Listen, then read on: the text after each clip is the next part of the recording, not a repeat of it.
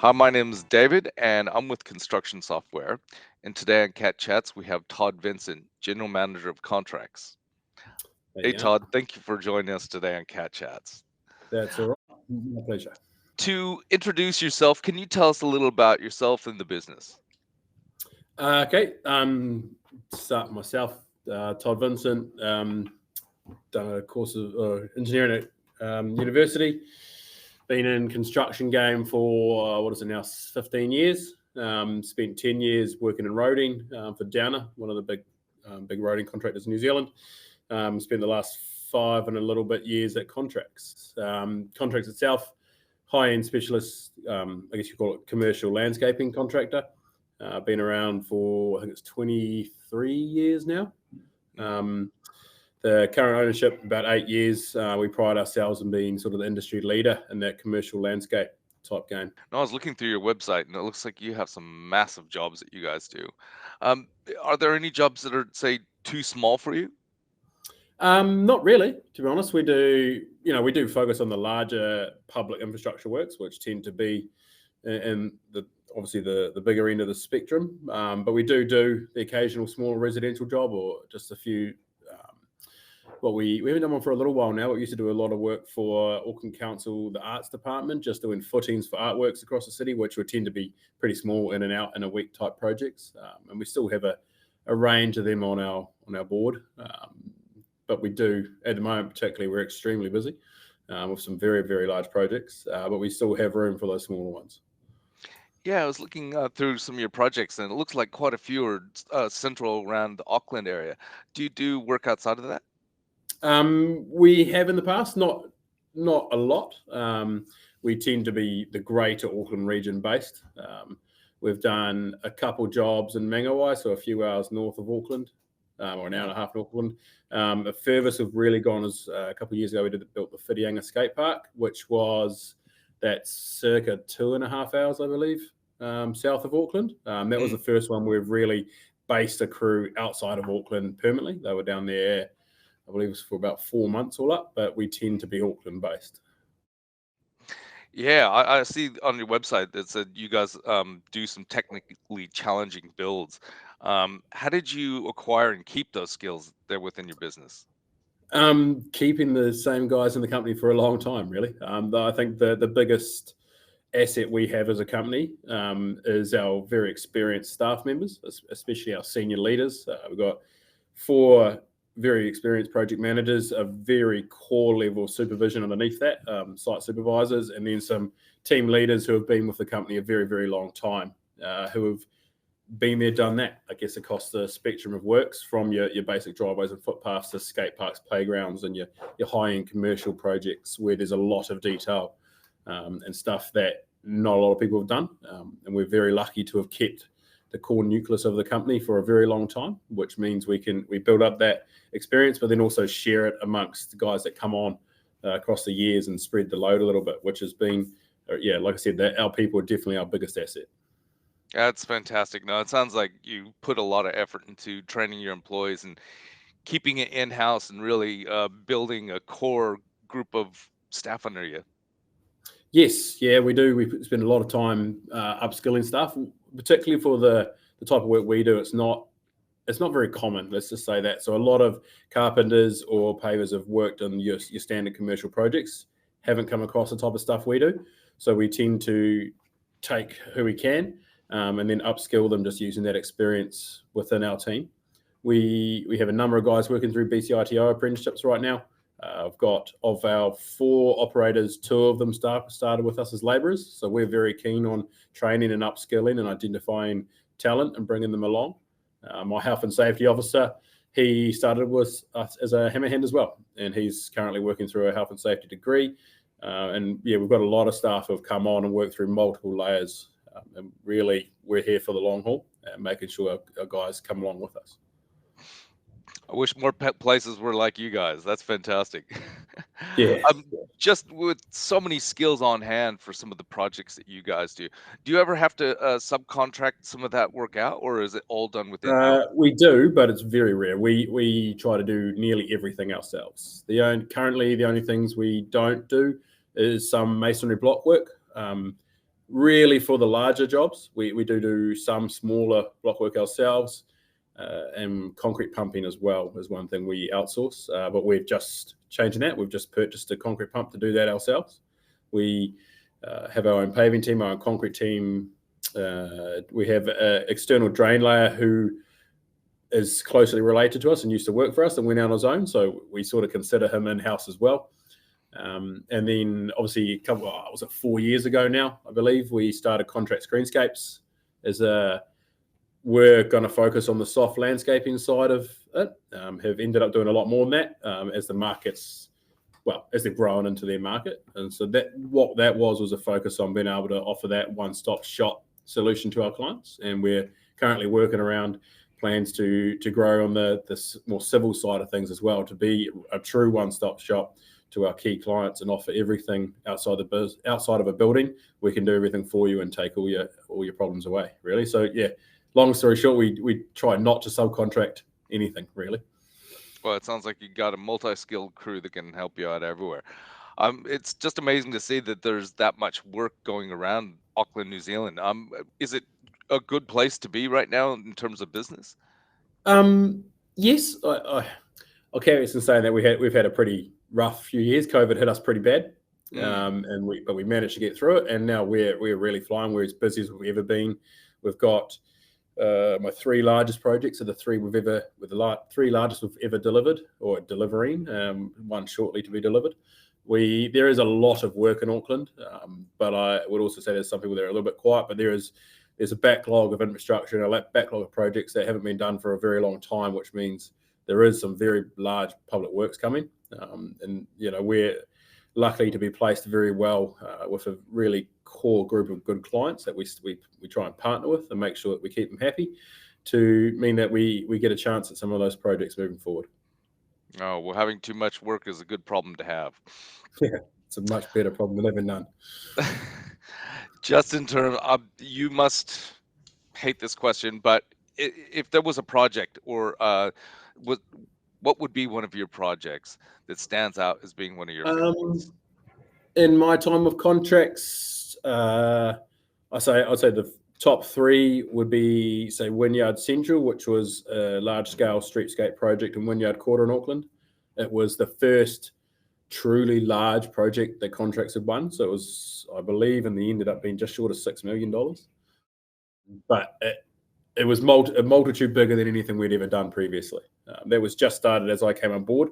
So it was great to sort of learn the company along with that project.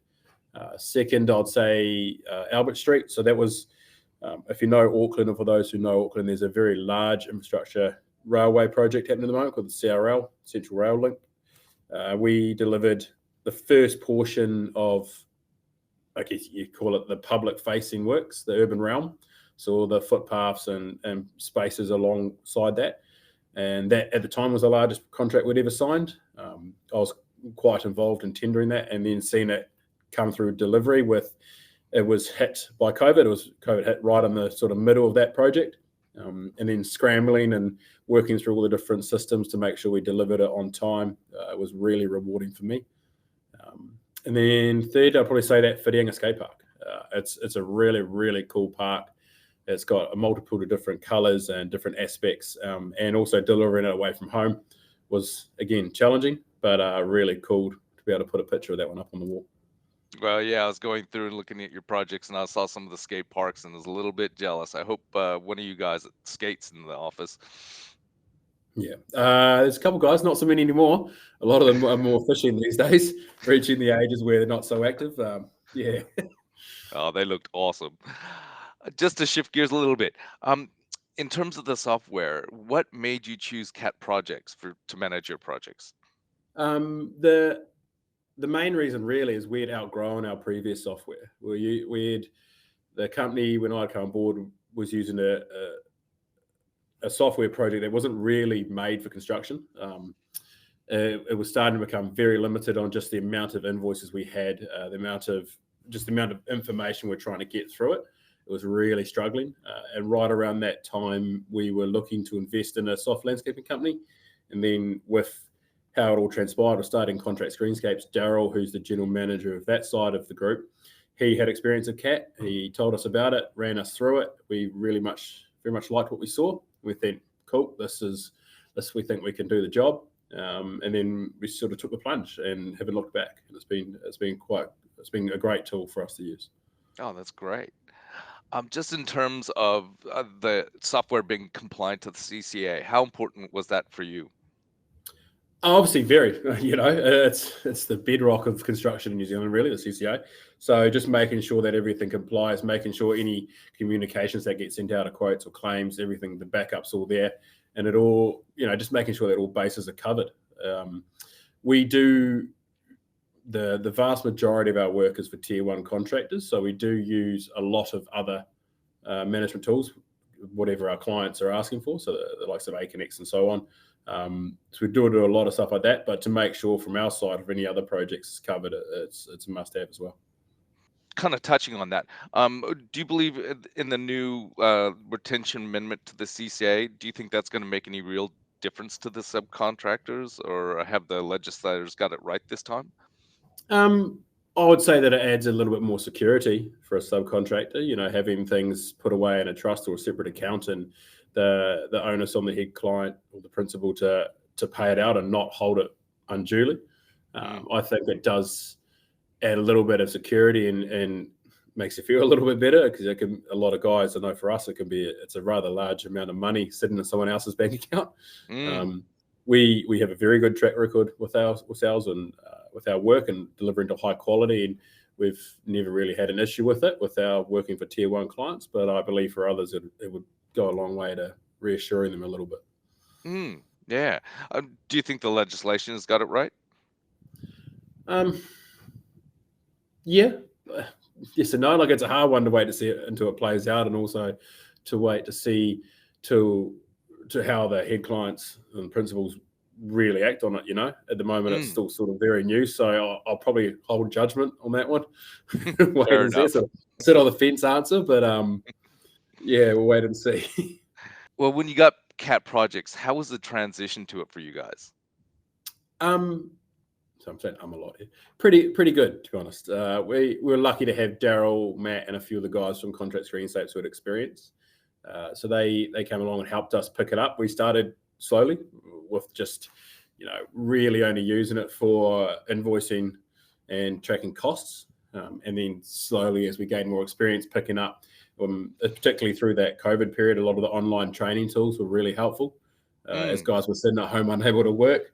I thought it was really great to see CAT go out of their way to put some of those training seminars on, and the guys picked up a few things, and now we're using it a lot more thoroughly, and the level of support was really good, just to have some training sessions and getting guys up to speed. Yeah, would you say that the support and the training was up to scratch? Yep, definitely. Whenever we've had issues, we've reached out and they've been solved quickly, or we've run a few extra training sessions as new project managers and guys come online, just to make sure they can get up to speed quickly. And we've never had a problem, and it's always been a pretty prompt response, which has been good. I'm assuming that with your staff, have they been able to pick it up fairly quickly? Yep. Luckily, because we play with tier 1 contractors mainly, they're reasonably experienced in other types of project management tools, mainly online ones, more around correspondence than cost management. But I wouldn't say they're much of a muchness, but having some sort of experience has led them to pick up other parts very well. And it's been very good. Oh, that's great. As we mentioned, we'd spoken to Greg from Contrax Greenscapes. He said that one of the features that he liked in CATProjects was the communication side of it. Was there anything in what you do that are parts or favorites for you with CATProjects? I'd say probably it's twofold. The first being tracking of tenders. So we price a lot of work. We've been a company of nearly 90 people now. We've got to have a lot of work coming on the door, so we do a lot of tendering. We found it very handy to see what's on the approach, what's tendering, what's submitted, what are we following up, what stages are, to keep all that communication in one spot, so that any members of that commercial team can access that information and know where things are at. I found that really handy, particularly from me sort of sitting with the commercial team but slightly separate just to keep on track of things. And then the other one is really just keeping track of costs and invoices coming in, going through the approval processes, raising POs. Our last system had it all, but at a far clunkier system. So to go through it now, and we've found that as we've really regrown over the last year, coming off, sort of October, November last year, we really started getting busier. Just the sheer amount of invoice or creditors invoices we've got every month, keeping track of them, making sure everyone's getting paid, things are getting approved, and everything's accurate. If we were still on the old system, it wouldn't have been possible, really. It would have taken a monumental amount of effort. That's probably me, to be able to sit there and know every week things are coming in, they're getting approved, they're hitting the books, everything's accurate, and the cost coding. It's really helped us dive into where our costs are, where we're falling behind, where we're ahead, and also being out on projects where things aren't going quite right, to pick that up quickly, really jump on it and delve into a level of detail that we can make changes and stop the leak as quickly as possible. It sounds like the scalability for your business is pretty important, and how CATProjects was able to grow with it. Yep, yeah, definitely. Particularly as we've grown, and the nature of the projects we're doing right now are very large for what we do. We've got an extra layer of supervisors underneath, so just getting them tablets and being able to run POs and cost monitoring on site has been really handy. And especially with having a project manager above it who's used to the system, and can give advice on how to use it quite quickly on the spot. It's definitely meant that we haven't had to reuse it or look at new systems, and we can just keep growing and growing. I don't really see why that would stop if we continue to grow like we are as well. Oh, that's good. Just in terms of getting the software, was price a big consideration? Yes and no. It came into consideration, but the reality is the level of money you're talking about is almost insignificant to the amount of time you can save, and effort and accuracy. Like, you miss one bill or pay one bill you shouldn't, that cost is gone. You've recovered it or lost it straight away. I was more focused on getting something that would work and do the job, and with accuracy and timeliness, more so than the actual cost. Oh, that's good. In terms of support, we have our support team here for you. Have you used our support much? I personally haven't, to be honest. I haven't had really any issues, but I know our project managers and our admin team have definitely been on the phone a few times, just getting things sorted, but it's always been pretty quickly resolved. A lot of it's been working around, well, we wanted to do this. Is there a way that we can get that information? And that's always gone really well. I think it's Ash and the team sort of just giving us feedback. Well, if you run this report or do this or do that, it can provide us the information we need without having to go through too many other steps. Particularly as we've grown again and handling more and more and more information, it's making sure you're not double or triply handling things, and it's that timeliness has been really handy. Oh, it's good. We aim for about a 10 to 15 minute turnaround for all inquiries into software. So it's good to see you getting the support you need. Now, we briefly spoke about this off camera. You're not part of Cat Rugby right now, but you are following the Rugby World Cup. Give us your tips. Watching the games as much as I can, not as much as I have in the past, to be honest. I got a little daughter now, so time's a little bit strict, but definitely waking up and watching as many of the games as I can. Do you have any picks for who's going to take it this year?